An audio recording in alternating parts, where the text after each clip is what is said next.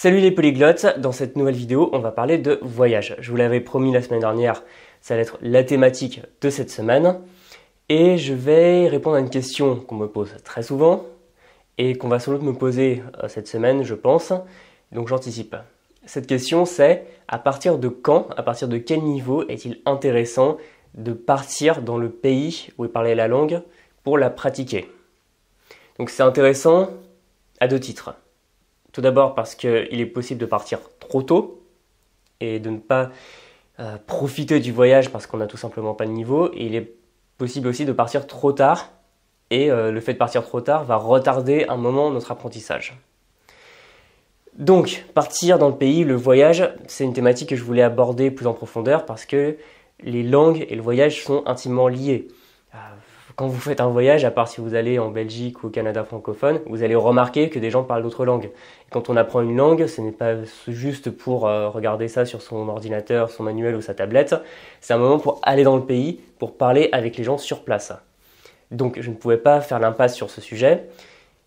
Et maintenant qu'on parle de voyage, à partir de quand partir? Donc il va y avoir deux limites. La première, c'est une limite inférieure. Je vous conseille de ne pas partir trop tôt. Pourquoi ? Parce que si vous allez dans le pays en vous disant « je vais commencer à apprendre la langue dans le pays », ça ne va pas marcher.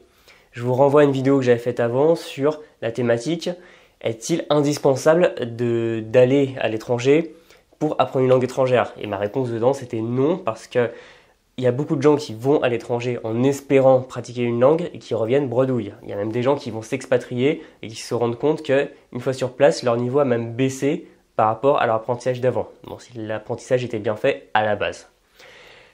Donc, à partir de quand? Je vous recommande d'avoir quand même le niveau minimum pour tenir une petite conversation.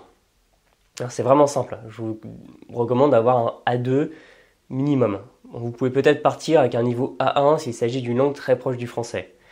Par exemple, si vous allez apprendre l'espagnol, vous aurez besoin d'un bagage moindre que pour apprendre le chinois, parce que l'espagnol est très proche du français, les pays en plus culturellement sont assez proches, donc vous allez vous y retrouver facilement.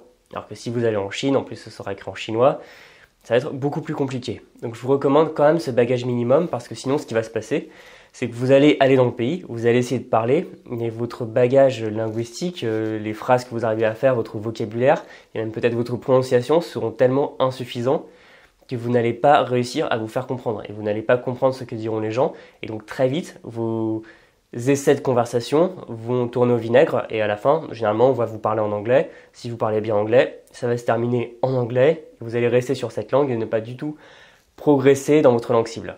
Alors ce que je vous invite à faire, c'est de prévoir votre voyage à l'avance, parce que ça va vous permettre déjà de régler quelques contingences comme les visas, les billets d'avion, etc.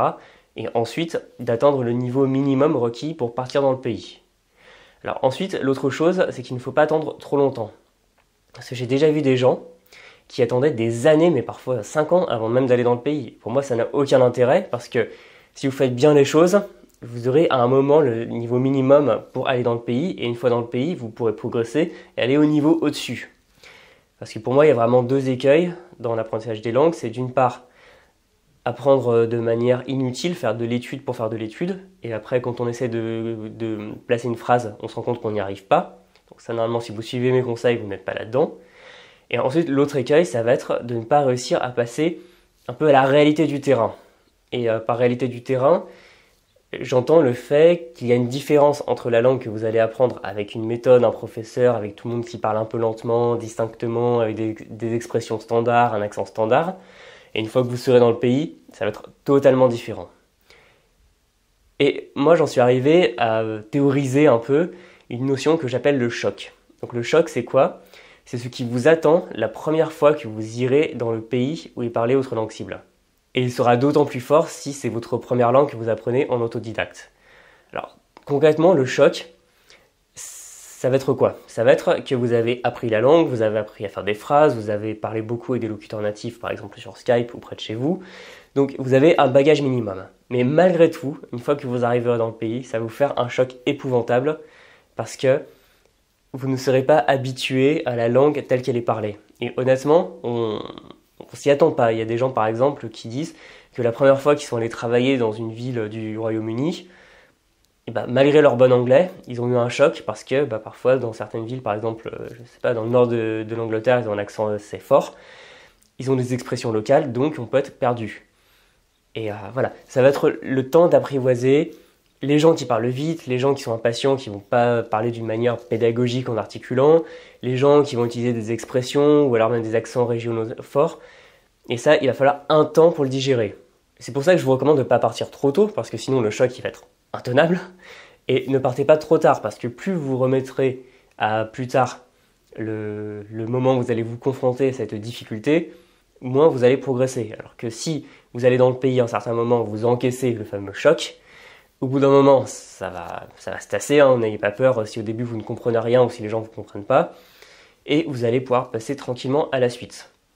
C'est pour ça que je vous recommande de préparer pendant quelques mois avant votre premier voyage linguistique vos compétences. Après, si jamais vous pouvez aller dans le pays parce qu'il est sur votre trajectoire, à un moment où vous rentrez chez vous, parce que vous avez une occasion, vous gagnez un concours ou je ne sais pas quoi, allez-y, franchement, ne vous en privez pas.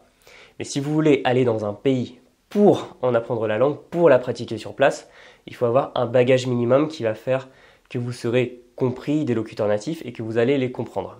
Voilà, donc de manière générale, je vous recommande au moins un petit niveau A2 et surtout, si vous n'êtes pas parti dans le pays alors que vous avez un niveau B1, vous manquez quelque chose. Donc ma conclusion, ce serait pas avant le A2 et pas après le B1.